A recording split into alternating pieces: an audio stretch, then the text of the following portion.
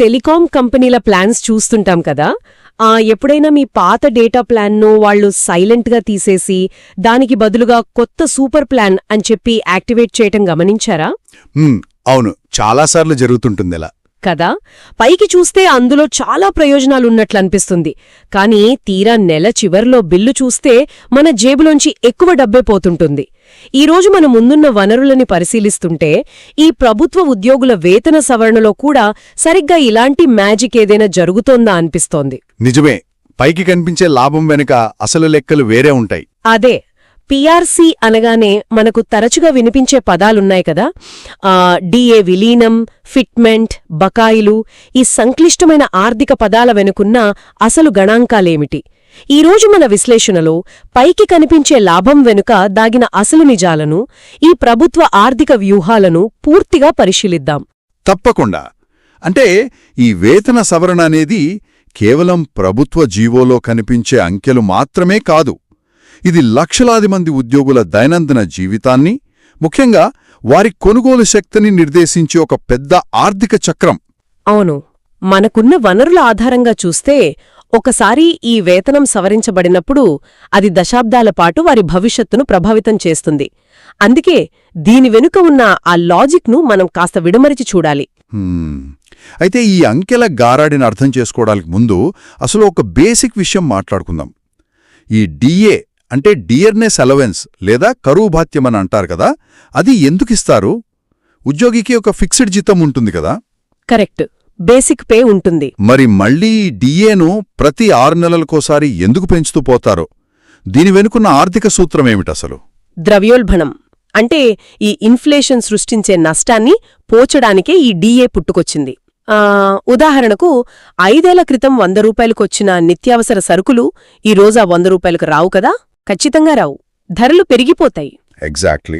వస్తువుల ధరలు పెరుగుతున్నప్పుడు ఉద్యోగి కొనుగోలు శక్తి పడిపోకుండా ప్రభుత్వమిచ్చే ఒక రక్షణ కవచమే ఈ డిఏ. అంటే మార్కెట్లో ద్రవ్యోల్బణం పెరిగే కొద్దీ ఈ డిఏ శాతం కూడా పెరుగుతూ వెళుతుంది. ఓహో, రైట్. అంటే ఒకవేళ నా జీతం 50,000 అనుకుంటే మార్కెట్లో ధరలు పెరిగినందువల్ల ఆ 50,000 వాల్యూ పడిపోకుండా ఉండేందుకు అదనంగా ఇచ్చే డబ్బు ఈ డిఏ అన్నమాట. అవును, అదనపు భరోసా అది. మన వనరుల్లో ఇచ్చిన ఉదాహరణే తీసుకుందాం. ఒక ఉద్యోగి బేసిక్ పే 50,000 ఉంది. దానికి గత కొన్నాళ్లుగా ఒక 5 విడతల డిఏ పెండింగ్లో ఉంది అనుకుందాం. అది ఒక 20%, అంటే లెక్కేసుకుంటే 10,000 రూపాయలు. ఇక్కడే ప్రభుత్వం ఒక నిర్ణయం తీసుకుని ఈ 10,000 డిఏను బేసిక్ పేలో విలీనం చేస్తున్నట్లు ప్రకటిస్తుంది. అవును. నా డౌట్ ఏంటంటే అసలు విలీనం చేయాల్సిన అవసరమేమిటి? ఆ 10,000 విడిగా ఇచ్చేస్తే సరిపోతుంది కదా, దాన్ని కలపడం ఎందుకు? ఇక్కడే అసలు విషయం ఉంది. డిఏ అనేది తాత్కాలికంగా ఇచ్చే భత్యం. కానీ పీఆర్సీ సమయంలో ప్రభుత్వం ఒక కొత్త ఆర్థిక పునాదిని నిర్మించాలనుకుంటుంది. ఓకే. ఆ 50,000 పాత బేసిక్ పేకి ఈ 10,000 డిఏను శాశ్వతంగా కలిపేస్తారు. అప్పుడేమవుతుంది? ఆ ఉద్యోగి కొత్త బేసిక్ పే ఆటోమేటిక్గా 60,000 రూపాయలవుతుంది. అంటే బేసిక్ పే పెరిగినట్లు కనిపిస్తుంది. కరెక్ట్. దీన్నే బేసిక్ పే కన్సాలిడేషన్ లేదా ఏకీకృతం చేయటం అంటారు. ఒక్కసారి ఇలా విలీనం జరిగాక ఆ 10,000 ఇకపై డిఏ కాదు, అది బేసిక్ పేలో శాశ్వతంగా ఒక భాగమైపోతుంది. దీన్ని వింటుంటే నాకొక అనాలజీ గుర్తొస్తుంది. పాత బేసిక్ పే అయిన 50,000 అనేది ఇంటి పునాది అనుకుందాం. పర్ఫెక్ట్ ఉదాహరణ. ద్రవ్యోల్బణం నుంచి రక్షించుకోవడానికి ఆ పునాదిపై కట్టిన ఒక చిన్న గది ఈ 10,000 డిఏ. ఇప్పుడు ప్రభుత్వం ఏం చేస్తోందంటే ఆ గదిని కూడా మెయిన్ ఇంట్లో కలిపేసి ఆ పునాది విస్తీర్ణాన్ని 60,000కు పెంచుతోంది. ఎగ్జాక్ట్లీ, అలా కన్సాలిడేట్ చేస్తారు. సరే, ఇదంతా వినడానికి లాజికల్గానే ఉంది. మరి వనరుల్లో పదే పదే ప్రస్తావిస్తున్న ఆ ఫిట్మెంట్ సంగతేమిటి?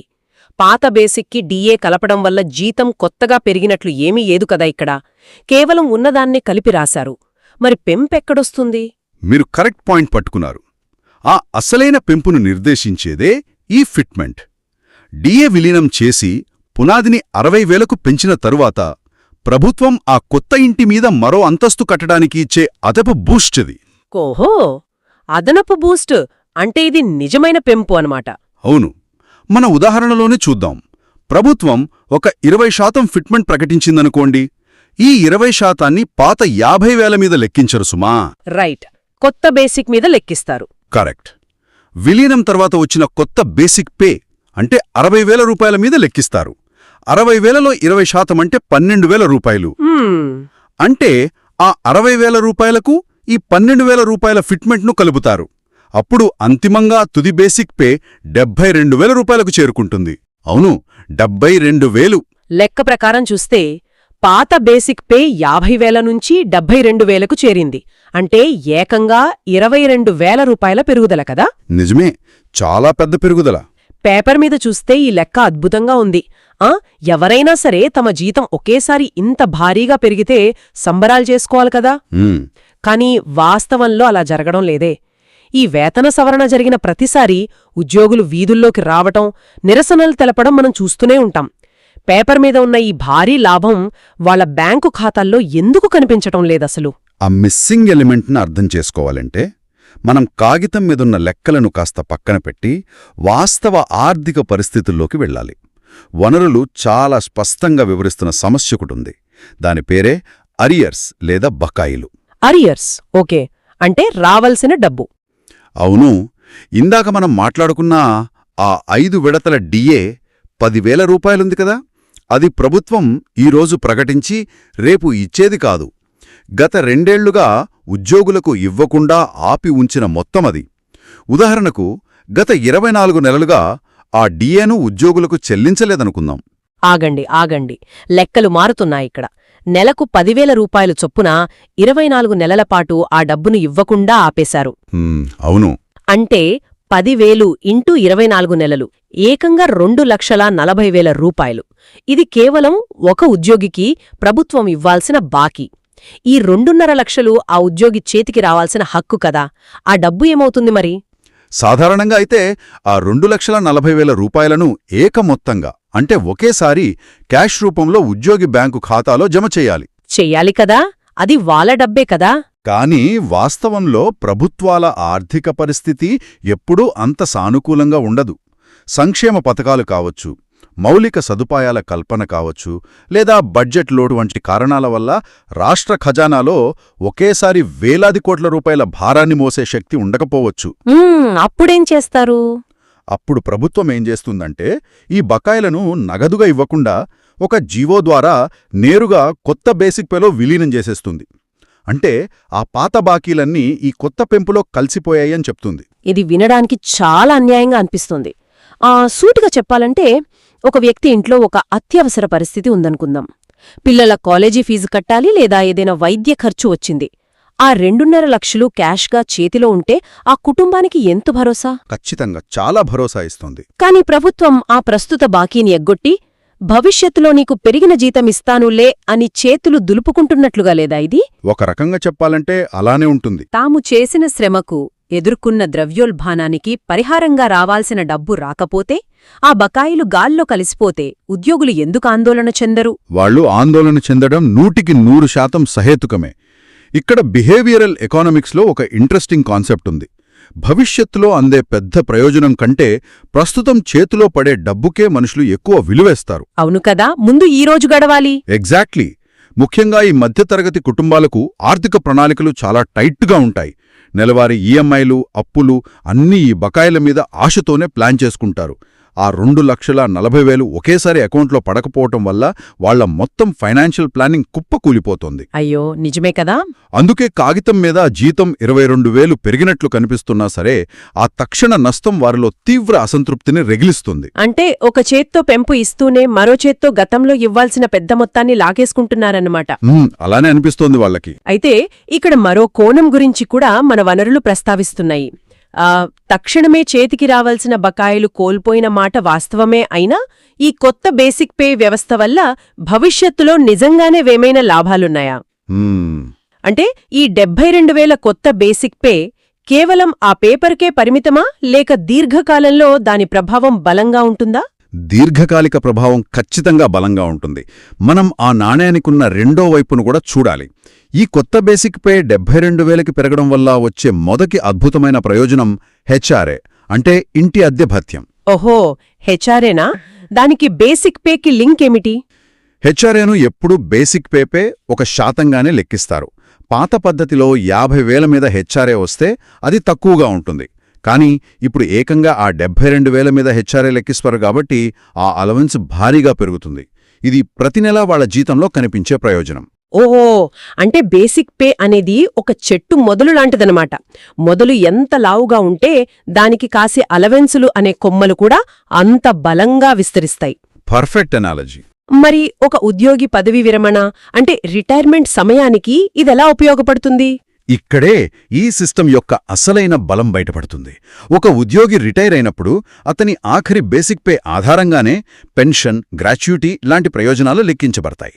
ఒకవేళ డిఏ విలీనం జరగకపోతే బేసిక్ పే తక్కువగా ఉండి పెన్షన్ కూడా చాలా తక్కువ వస్తుంది కదా. అవును, అప్పుడు రిటైర్మెంట్ లైఫ్ కష్టమవుతుంది. ఈ విలీనం వల్ల బేసిక్ పే అమాంతం పెరగడం రిటైర్మెంట్ తర్వాత వారి ఆర్థిక భద్రతను 100% మెరుగుపరుస్తుంది. అంతేకాదు, భవిష్యత్తులో వచ్చే కొత్త డిఏలు కూడా ఈ పెరిగిన 72,000 పైనే లెక్కిస్తారు. రైట్, పర్సంటేజ్ బేస్ కదా. అవును, దానివల్ల కాంపౌండింగ్ ఎఫెక్ట్ ద్వారా జీతం వేగంగా పెరుగుతుంది. కాబట్టి డిఏ విలీనం అనేది ఎప్పుడూ ఉద్యోగికి దీర్ఘకాలంలో మేలు చేసే పద్ధతే. మీరు చెబుతున్న లాజిక్ అర్థమవుతోంది. దీర్ఘకాలంలో విలీనం మంచిదే, కాని ఇక్కడే ఒక మానసిక సంఘర్షణ మొదలవుతోంది. ఎలాగంటారు? ఈరోజు అవసరాలకు నా జేబులో డబ్బు లేదు. రేపొద్దున్న నేను కిరాణా షాప్ వాడికో స్కూల్ ఫీజుకో డబ్బులు కట్టాలి. వాళ్ళ దగ్గరికి వెళ్ళి, చూడు బాబాయ్, నా రిటైర్మెంట్ బేసిక్ పే చాలా బాగుంటుంది, 10 ఏళ్ల తర్వాత నీకు డబ్బులిస్తాను అని చెప్తే ఎవరూ ఒప్పుకోరు కదా. ఖచ్చితంగా ఒప్పుకోరు. వర్తమానంలో ఎదురయ్యే ఆర్థిక సమస్యల ముందు భవిష్యత్తులో వచ్చే పెన్షన్ ఆకర్షణీయంగా కనిపించదు. ఇటువంటి పరిస్థితుల్లో దీర్ఘకాలిక లాభాలు ఎంత గొప్పగా ఉన్నా చేతిలో పడని బకాయిల తాలూకు లోటు ఒక దెయ్యంలా వారిని వెంటాడుతూనే ఉంటుంది. ఇది ప్రతి సామాన్యుడు ఎదుర్కొనే కఠిన వాస్తవం. ద్రవ్యోల్బణం అనేది భవిష్యత్తులో రాదు, అది రోజూ మన కళ్ల ముందే ఉంటుంది. రోజువారీ అవసరాలు తీరకపోతే ఆ రిటైర్మెంట్ భద్రత వల్ల వచ్చే మానసిక ప్రశాంతత ఎప్పుడుండదు. నిజమే. వనరుల్లో కూడా ఈ విషయాన్ని చాలా స్పష్టంగా నొక్కి చెప్పారు. డిఏ విలీనం మంచిదే, కానీ బకాయిలు ఇవ్వకుండా విలీనం చేస్తేనే అసలు నష్టం. ఉద్యోగుల ఆక్రోశమంతా ఖచ్చితంగా ఆ పాయింట్ దగ్గరే కేంద్రీకృతమై ఉంటుంది. మరి సమస్యకు పరిష్కారం లేదా? బకాయిలు క్యాష్గా ఇవ్వలేమని ప్రభుత్వం చేతులెత్తేసినప్పుడు ఆ నష్టాన్ని భరించడానికి ఉద్యోగులను శాంతింపజేసే మార్గం ఏముందసలు? నాకు తెలిసి ఇక్కడే మనమిందాక మాట్లాడుకున్న ఆ ఫిట్మెంట్ శాతం ఒక బ్రహ్మాస్త్రంలా పనిచేస్తుందేమో.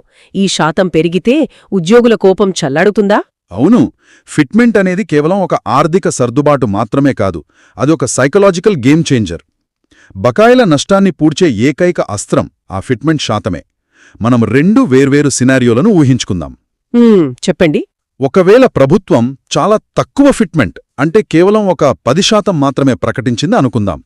అప్పుడు కొత్త బేసిక్ 60,000 రూపాయల మీద అది కేవలం 6,000 పెంపు మాత్రమే అవుతుంది. తుది బేసిక్ 66,000 వద్దే ఆగిపోతుంది.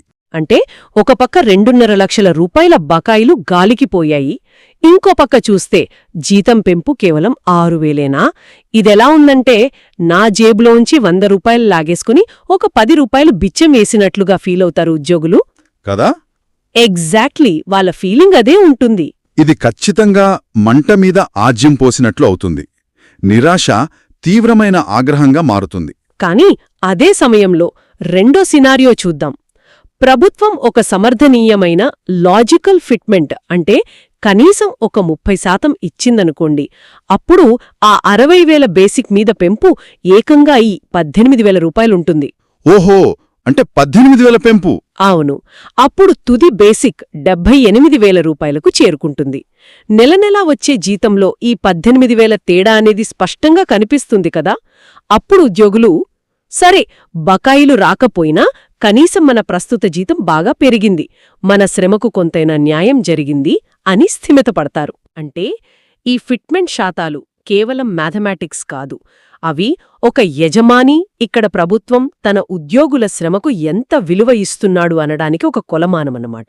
కరెక్ట్, ఒక వాల్యుయేషన్ అది. 10% ఇస్తే వారి శ్రమకు ఏళ్ల తరబడి చేసిన సేవకు విలువ లేనట్లు.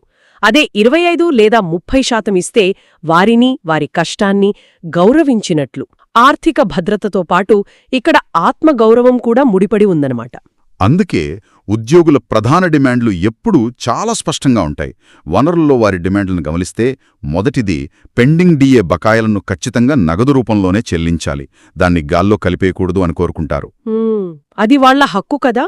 రెండవది, ఆ ఫిట్మెంట్ అనేది కనీసం 25 నుంచి 30% మధ్య ఉండాలి. అప్పుడే ఆ ద్రవ్యోల్బణ నష్టాన్ని పూడ్చుకోగలుగుతారు. మూడవది, ఈ ప్రయోజనాలన్నింటినీ కేవలం ప్రస్తుత ఉద్యోగులకే కాకుండా పెన్షనర్లకు కూడా వర్తింపజేయాలి. పెన్షనర్లకు కూడానా? అవును, ఎందుకంటే ద్రవ్యోల్బణం అనేది వయసును బట్టి రాదు కదా. మార్కెట్లో అందరికీ ఒకేలా ఉంటుంది ధరల పెరుగుదల. రైట్. ఇప్పుడు మొత్తం చిత్రం ఒక పజిల్లాగా నా కళ్ల ముందు సెట్ అవుతోంది. మనం ఇప్పటిదాకా వనరుల్లోంచి మాట్లాడుకున్న విషయాలను ఒకసారి క్రోడీకరిద్దాం. ఈ పీఆర్సీ లేదా జీతాల సవరణ అనేది కేవలం ప్రభుత్వ ఆఫీసుల్లో బేసిక్ పే పెంచటం మాత్రమే కాదు, దాని వెనక చాలా ఉంది. ఇది పాత బకాయిలు చెల్లించడం ద్వారా తక్షణోపశమనమివ్వడం, సరైన ఫిట్మెంట్ శాతం నిర్ణయించడం ద్వారా వాళ్ల గౌరవాన్ని పెంచడం, మరియు పెన్షన్, హెచ్ఆర్ఏల ద్వారా దీర్ఘకాలిక భద్రత కల్పించడం, ఈ మూడింటి మధ్య జరిగే ఒక అత్యంత సున్నితమైన బ్యాలెన్సింగ్ యాక్ట్. ఖచ్చితంగా. ఈ తాడుమీద నడకలో ఏమాత్రం బ్యాలెన్స్ తప్పినా ప్రభుత్వానికి, ఉద్యోగులకు మధ్య పెద్ద అగాధం ఏర్పడుతుంది. అవును, ఇదొక కాంప్లెక్స్ ఎకోసిస్టమ్. ఒకవైపు ప్రభుత్వానికి పరిమితమైన బడ్జెట్ వనరులుంటాయి, దాన్ని కాదనలేము.